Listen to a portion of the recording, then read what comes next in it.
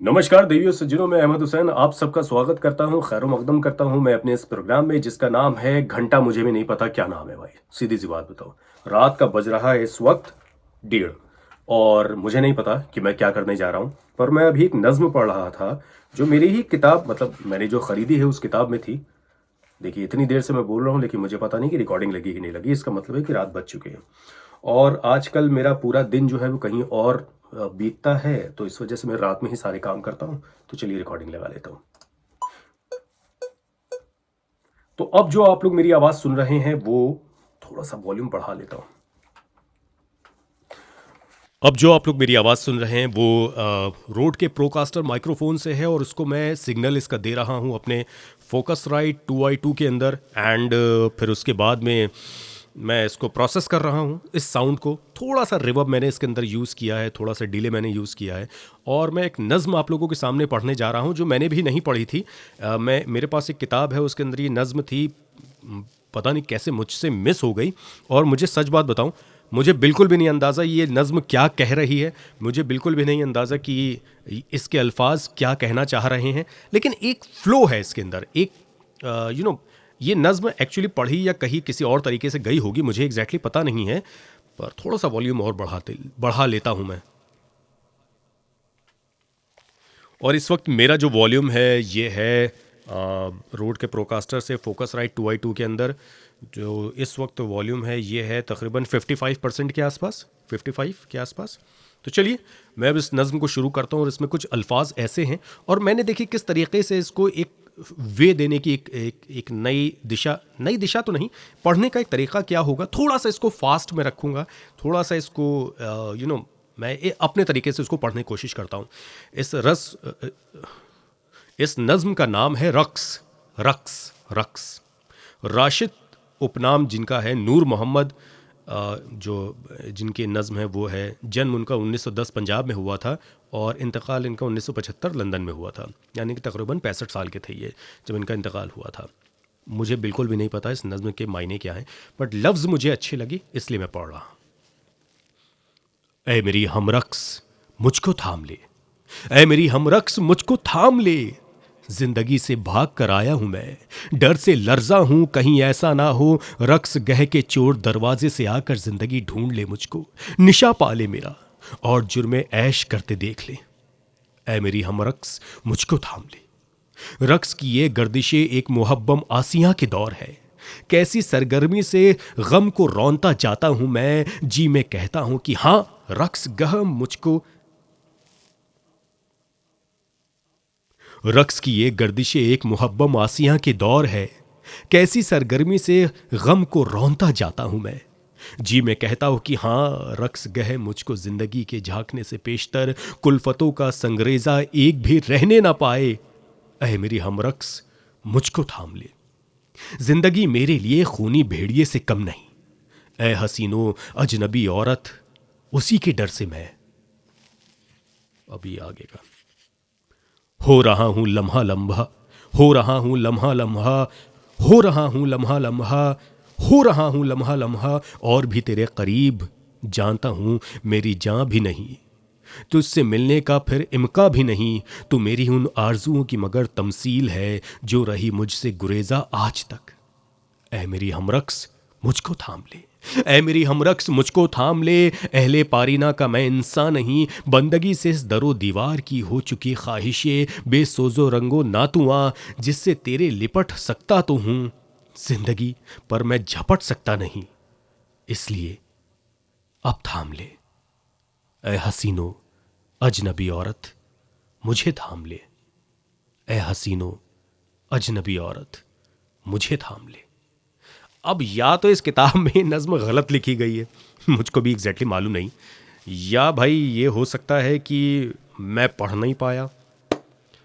पर मेरे पास सच बात बताऊं तो अभी कुछ भी समझ में नहीं आ रहा था, पर लफ्ज़ मुझे कुछ अच्छे लगे। जैसे कि अगर मैं यूं कहूं कि इसके कुछ मायने अगर मैं ढूंढूं, जितना मुझे पता है, अगर मैं यूं ढूंढूं कि इसमें कई सारे हैं। जैसे कि रक्सगह, इसमें एक जगह लिखा हुआ है रक्सगह, तो रक्सगह मुझे जो समझ में आता है वो भागती दौड़ती ज़िंदगी से कुछ रिलेशन है, जो जितना मैंने पढ़ा है। फिर उसके बाद एक लफ्ज़ अगर मैं इसमें से निकालने की कोशिश करूं तो हमरक्स। हमरक्स का मतलब उम्मीद, संभावना, कुछ टाइप से ऐसे बनेगा। फिर अगर मैं और लफ्ज़ निकालने की कोशिश करूं, देखिए मैं कोई उर्दू का बहुत ज़्यादा जानकार नहीं हूं, पर जो मुझे लगता है मैं वो आपको बता। गर्दिश के मायने प्राचीन युग, नहीं यार ये नहीं होगा, कुछ तो और होगा, बट कुछ तो है। चलिए एक बार और पढ़ने की कोशिश करता हूँ, आप लोग भी इसको पढ़िएगा। मैं एक काम करूँगा कि मैं इंस्टाग्राम पे इस नज़्म को लिख कर वहाँ पे मैं पोस्ट कर दूंगा। आप लोग वहाँ से उठा सकते हैं नज़्म, ताकि आप लोग भी प्रैक्टिस कर सकें। फिर से एक बार। ऐ मेरी हमरक्स मुझको थाम ले, ऐ मेरी हमरक्स मुझको थाम ले, जिंदगी से भाग कर आया हूं मैं, डर से लर्जा हूं कहीं ऐसा ना हो रक्स गह के चारों दरवाजे से आकर जिंदगी ढूंढ ले मुझको, निशा पा ले मेरा और जुर्मे ऐश करते देख ले। ऐ मेरी हमरक्स मुझको थाम ले। रक्स की ये गर्दिशे एक मुहब्बम आसियां के दौर है, कैसी सरगर्मी ये जन, कैसी सरगर्मी से गम, कैसी, अब देखिए मैं भी अटक रहा हूं, कैसी सरगर्मी से गम को रौंता जाता हूं मैं, जी मैं कहता हूं कि हाँ रक्स गह में जिंदगी के झांकने से पेशतर कुल्फतों का संगरेजा एक भी ना रहने पाए।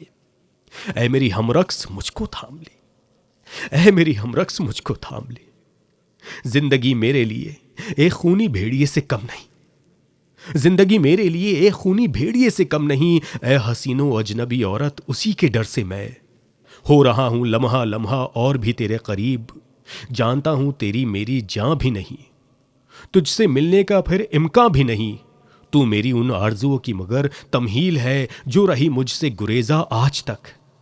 ऐ मेरी हमरक्स मुझको थाम ले, अहदे पारीना का मैं इंसान नहीं, बंदगी से इस दरो दीवार की हो चुकी हैं ख्वाहिशें बेसोजो रंगो नातुआ, जिस्म से तेरे लिपट सकता तो हूं, जिंदगी पर मैं झपट सकता नहीं, इसलिए अब थाम ले।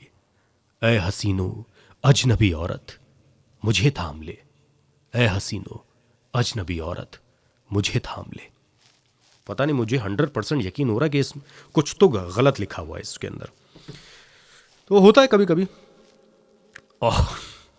मैं सच बात बताऊँ, रात का 2 बज रहा है, मैंने सिर्फ ब्रेक लेने के लिए, क्योंकि अभी मुझे बहुत सारे एड्स करने हैं और आजकल दिन में मुझे टाइम नहीं मिल पाता, रात में वक्त मिलता है तो मैं कर रहा हूँ काम, तो मैंने ब्रेक लेने के लिए सोचा कि चलो ये नज़्म पढ़ता हूँ, तो मुझे लगा कि आप लोग को भी सुनाने चाहिए मुझे। जैसे मैंने अपने सर दर्द लिया, मैं चाहता हूँ आप लोग भी सर दर्द लें, और अगर मैं बोर हुआ हूँ तो आप लोग भी बोर हुए उस एपिसोड को देखकर। लेकिन अगर कुछ समझने को मिला है, अगर मेरा वे आपको अच्छा लगा है, तो प्लीज़ कमेंट ज़रूर करिएगा, अप्रिशिएट ज़रूर करिएगा, क्योंकि आप लोगों के कमेंट जब आते हैं तो मुझे हिम्मत मिलती है, क्योंकि मैं लगा रहूँगा, मैं वीडियोज़ बनाता रहूँगा, चले ना चले वो क्या होगा उसका मुझे पता नहीं है, मैं लगा रहूँगा। लगना ही, या यूँ कहूँ तो एक शेर आपको सुनाता हूँ, बहुत अच्छा सा है, आए है कि किसका है वो भी मैं आपको बताता हूं। चले चलिए कि चलना ही दलीले कामरानी है, जो थक कर बैठ जाते हैं वो मंजिल पा नहीं सकते। यह हफीज बनारसी साहब का शेर है जो मैंने लिख के रखा था। ये मैं अक्सर अभी आजकल समाजवादी पार्टी के इलेक्शन कैंपेन में मैं यूज कर रहा हूं। चले चलिए कि चलना ही दलीले कामरानी है, जो थक कर बैठ जाते हैं वो मंजिल पा नहीं सकते। इसको ऐसे भी पढ़ सकते हैं, चले चलिए कि चलना ही दलीले कामरानी है, जो थक कर बैठ जाते हैं वो मंजिल पा नहीं सकते। तो ऐसे भी पढ़ सकते हैं। तो चलिए मुझे दीजिए इजाज़त, और मुझे ये एपिसोड 10 मिनट का इसलिए बनाना है क्योंकि उसमें 2-3 बार ऐड आ जाते हैं, तो 4 पैसे मेरे भी बन जाते हैं। आप लोग प्लीज़ अगर आखिरी तक देखिएगा तो ऐड ज़रूर देखा करिए आप लोग, और मुझे अप्रिशिएट करिए ताकि मैं और ऐसे वीडियोज़ लेकर आता रहूँ। और अभी भी 10 मिनट नहीं हुआ है बस सीखने की कोशिश कर रहा हूं, करने की कोशिश कर रहा हूं। एक शेर और सुनाता हूं आपको। चलता रहूंगा पथ पर, चलने में माहिर बन जाऊंगा, या तो मंजिल मिल जाएगी या अच्छा मुसाफिर बन जाऊंगा। एक और सुन लीजिए। हर जुबां पर तेरा ही नाम आएगा, हर कदम दुनिया से सलाम आएगा, हर वक्त का सामना करना तू डट कर, हर वक्त का सामना करना तू डट कर, तू देखना समय तेरा भी बल। तुम्हारी जीत, एक मोटिवेशन कोट, तुम्हारी जीत किस्मत तय नहीं करती, तुम्हारी जीत किस्मत तय नहीं करती, बल्कि तुम्हारी काबिलियत जीत तय करती है, बल्कि तुम्हारी काबिलियत जीत तय करती है। काबिलियत नहीं होगा, आई थिंक काबिलियत, काबिलियत, काबिलियत होगा। ओके। ये और बात की आंधी हमारे बस में नहीं, ये और बात कि आंधी हमारे बस में नहीं, मगर चराग जलाना तो इख्तियार में है। कितनी अच्छी बात कही है अजहर इनायती साहब ने।